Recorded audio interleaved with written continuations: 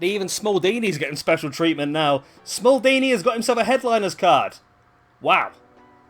And it's actually pretty good. That's the annoying thing. It's really good.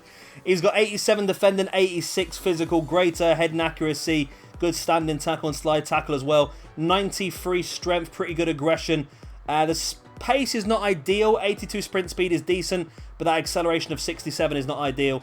Good short passing and long passing, good reactions and composure. It's a pretty solid defender. And of course, remember, it is a headliner's card, which means that it possibly will get upgrades throughout the season.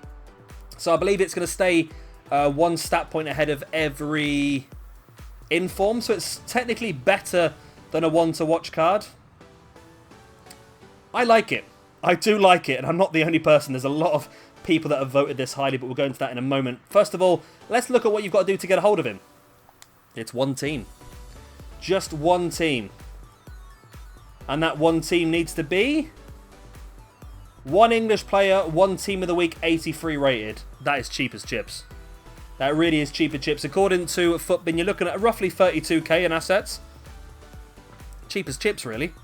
And a lot of people have voted that as well. 85% of people have voted this has worth the coins. 15% of people have said it's not worth the coins. For me, it is worth its weight in gold, I think, because if this guy does get an upgrade, it's going to be a really, really good card. I mean, it's already a pretty decent card. I don't think it's going to go straight into anybody's first team. However, if you're using it for icon swaps and that sort of stuff, it's a very effective card. And you never know, with one or two more upgrades, it could actually become pretty damn usable. But again, let's have a look at what the alternatives are, see what else you could spend that 32,000 coins on, because there are other options. But let's have a quick look then. So I've got a few in my transfer targets sat here that we can have a look at. So I've got a few English players and then a few sort of Serie A players as well. So first of all, I'm looking at the one to watch Maguire. It's currently at 30k. It has had an upgrade already this season, up from an 82 to an 88. Pace-wise, it's struggling quite a bit behind, of course, Smallng. But it does have some very good defensive physical skills, and he might get improvements should he get another inform later on. So it's an opportunity, but I do think Smallng is probably more worth the coins than this Maguire.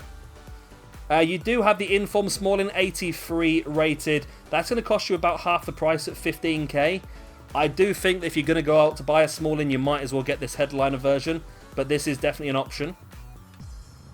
Next up, then, we got 35k for Skriniar from Inter Milan. Now, this is an interesting one because he is a very good card, and he's going to cost you slightly more than what the Smallng card would cost you.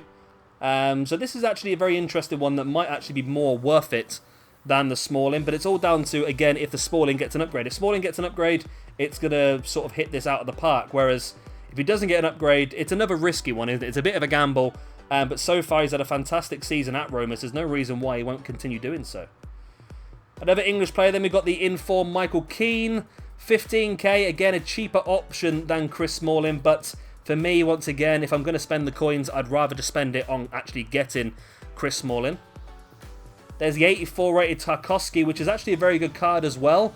But again, about 18k, I think, for me, again, Smallng would probably be the better option. And finally, there's the Inform Nkulu, 86 rated. Now, this is a very, very good card. It's slightly cheaper. I think out of the two, this is probably slightly better. But once again, there's a big chance that Smallng card will get an upgrade. So I feel like if it does get an upgrade, it's going to trounce this Nkulu, really. And I think it's actually very much worth it. I think for me, I will be doing this Smallng. He's not going to be a player that's going to go straight in my first team. He'll be a player that will go into my Serie A squad. For 32k, I think it's definitely worth the money. It really is. And it's quite a cheap one to do. I'm probably going to have the players in my club to do most of it without spending anything anyway. So I think it is definitely worth it. But as always, let me know what you think in the comment section down below. Will you be doing this Chris Smallng? Will you be avoiding it? Do you think it's worth the 32k?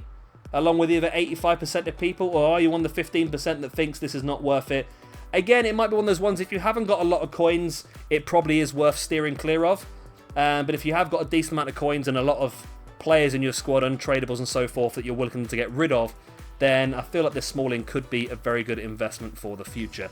But as always, let me know what you think in the comment section down below. Do you think this is one I should do, or is this one you think I should avoid like the plague as always? I think that's all I've got to tell you, really. I'm just a bit surprised that we managed to get Smallng.